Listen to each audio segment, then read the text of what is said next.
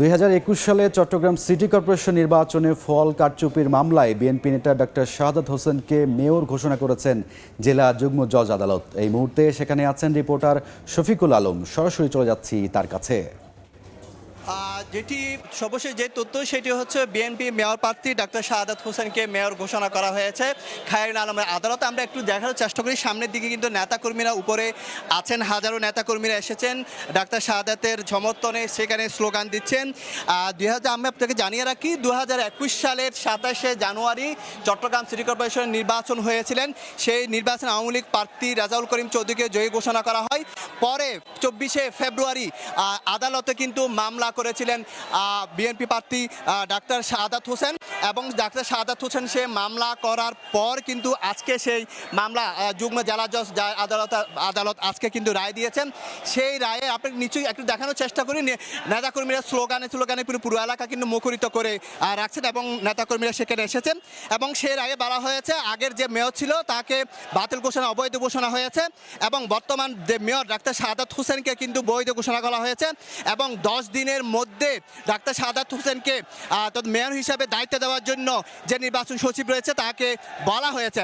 এবং এখানে আপনি দেখতে পাচ্ছেন এখানে হাজারো নেতাকর্মীরা এসেছেন। আপনাকে জানিয়ে রাখি সেই সময় কিন্তু নির্বাচন কারচুপির অভিযোগে কিন্তু যুগ্ম জেলা দায়রা জজের খায়রুল আলমের আদালতে মামলা করেছে। সেখানে বলা হয়েছে যে ইভিএমে ভোট হয়েছিল, সেখানে প্রিন্ট দেওয়া হয়নি এবং 5% ভোটকে 22% করে দেখানো হয়েছে। তার প্রেক্ষাপটে কিন্তু নির্বাচনের 27শে জানুয়ারি নির্বাচন হয়েছে, 1 মাস পর 24শে ফেব্রুয়ারি তিনি এই আদালতে মামলা করেন। মামলার পর আজকে কিন্তু এই যে আদালত সে রায় দিয়েছে, এবং রায় দেওয়ার পর শাহাদাতের আইনজীবীরা ছিলেন এবং বিএনপিপন্থী আইনজীবীরাও কিন্তু এখানে ছিলেন।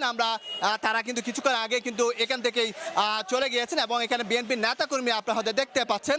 এবং এখানে কিন্তু মানুষের মধ্যে এক ধরনের উৎসাহ উদ্দীপনা দেখতে পাচ্ছি। আপনারা নতুন মেয়র পেয়েছেন, কেমন মনে হচ্ছে?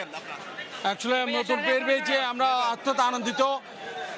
বিগত 17 বছরের এই যে আইনের বাধাগ্রস্ত ছিল, আইনের বাধাগ্রস্ত পার হয়ে আজকে ডাক্তার শাহাদাত ভাইকে রায় দিয়েছে। সেজন্য যারা রায় দিয়েছে তাদেরকে ধন্যবাদ জানাচ্ছি। আমরা যখন নতুন মেয়র পেয়েছি আমরা আনন্দিত, আজকে প্রত্যেকটি সারা বাংলাদেশ আনন্দিত। একটি রায়ের মাধ্যমে একজন নতুন আইনের মাধ্যমে তাকে আইনের আদালতে শুনলেন। আসলে এখানে যারা ছিলেন, তিনি সাবেক কাউন্সিলর ছিলেন, তিনি বললেন আসলে আইনের শাসন বাংলাদেশে প্রতিষ্ঠিত হয়েছে সেটি বলছেন। এখানে হাজারো নেতাকর্মীর ভিড় এবং ডাক্তার শাহাদাতকে দেখার জন্য এসেছে। আপনি হয়তো জানেন ডাক্তার শাহাদাত বিভিন্ন দায়িত্বে, সাংগঠনিক কেন্দ্রীয় দায়িত্বে আছেন বিএনপির, এবং সাবেক মহানগর বিএনপির সভাপতি ছিলেন, আহ্বায়ক ছিলেন। এবং আজকে যে তাকে নতুন করে আরেকটি দায়িত্ব দেওয়া হয়েছে, এতদিন যে মেয়র যে দায়িত্ব দেওয়া হয়েছিল বিভাগীয় কমিশনারকে, সেই দায়িত্ব এখন 10 দিনের মধ্যে কিন্তু ডাক্তার শাহাদাত হোসেনকে সেই দায়িত্ব বুঝিয়ে দেওয়া হবে। এখানে বিএনপি নেতাকর্মীদের লোকারণ্য, এখানে সমর্থকদের স্লোগানের সঙ্গে পুরো এলাকা কিন্তু মুখরিত হয়ে যাচ্ছে।